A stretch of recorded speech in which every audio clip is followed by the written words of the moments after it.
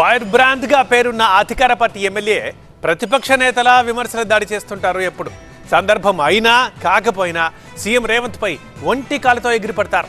Chance దొరికితే చాలు మంత్రులపైన మండిపడతారు.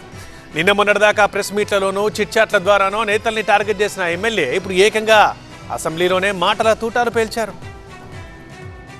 Munugode MLA Komatireddy Rajagopal Reddy మంత్రి పదవి కోసం 2 ఏళ్లుగా ఈయన చేయని ప్రయత్నం లేదు. కానీ ఆ అమాత్య యోగం మాత్రం ఆయనకు ఇంతవరకు పట్టలేదు. మంత్రి పదవి దక్కకపోవడంతో తన అసంతృప్తిని అనేకసార్లు బహిరంగంగానే వ్యక్తం చేశారు.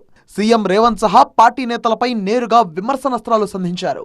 పలు వేదికల ద్వారా రాజగోపాల్ రెడ్డి చేసిన కమెంట్స్ పార్టీకి పెద్ద తలనొప్పిగా మారాయి. అయితే లేటెస్ట్ గా అసెంబ్లీలోనూ ప్రభుత్వాన్ని నిలదీయడం, సీఎం సహా మంత్రులను డైరెక్ట్ గా టార్గెట్ చేయడం హాట్ టాపిక్ గా మారింది.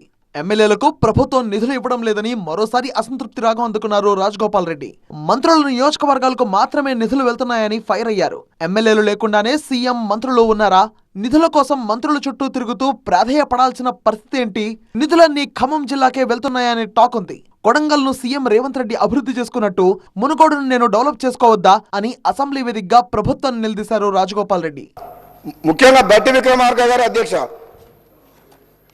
ఆయన ఖమ్మం జిల్లాకు 3 మంత్రులు దర్శక 3 అధ్యక్ష, ఏమొచ్చినా అక్కడికే పోతున్నాయి అంటారు. బయట టాకు ఏదొచ్చినా ముఖ్యమంత్రి గారు పదే చెప్తున్నారు, నన్ను కొడంగల్ ప్రజలు గెలిపిస్తే నేను ముఖ్యమంత్రి అయినా కొడంగల్ చేసుకుంటా అన్నప్పుడు ఒక శాసనసభ్యుడిగా రాజగోపాల్ రెడ్డికి కూడా ఆ ప్రాంత ప్రజలకు న్యాయం చేయాల్సిన బాధ్యత నాకుంది కదా అధ్యక్ష. నేను అదే అడుగుతున్నా అధ్యక్ష. ఉత్తమ్ కుమార్ రెడ్డి గారు lift irrigation schemes full Huzur Nagar మొత్తం, హుజూర్ నగర్ లో ఎకరా భూమికి సాగునీరు అధ్యక్ష. ఏమనాలి అధ్యక్ష? మేము మునుగోడు నియోజకవర్గ ప్రజలు నన్ను ఎన్నుకున్న ప్రజలకు ఏం చెప్పాలి అధ్యక్ష? మాట్లాడే చేత కాదా నాకు?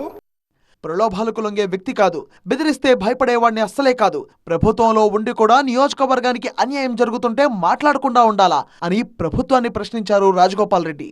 పదవిలో ఉండి కూడా 2 ఏళ్లుగా ఎంతో బాధపడుతున్నా అన్న ఆయన ప్రాంతాలు, నియోజకవర్గాల మీద దయచేసే వివక్ష చూపొద్దన్నారు. అందరినీ సమానంగా చూడాల్సిన బాధ్యత ప్రభుత్వంపై ఉందన్నారు. అంతేకాదు పోతూ విద్యాశాఖ పైన విమర్శలు గుప్పించి వెళ్లారు కోమటిరెడ్డి రాజగోపాల్ రెడ్డి. ఉన్నావా తిన్నామా తెల్లారిందా అన్నట్టే ఆ విధంగా నడుస్తుంది తప్పితే సీరియస్ గా ఎడ్యుకేషన్ మీద గవర్నమెంట్ ఫోకస్ చేయాలి అధ్యక్ష. ఓవరాల్ గా 3,24,000 కోట్ల బడ్జెట్ లో నెంబర్ 1 ప్రయారిటీ చేయాల్సిన విద్యకు అత్యంత తక్కువ, అంటే 29 రాష్ట్రాల్లో తక్కువ బడ్జెట్ కేటాయించిన విద్య కేటాయించిన స్టేట్ తెలంగాణ స్టేట్ అధ్యక్ష.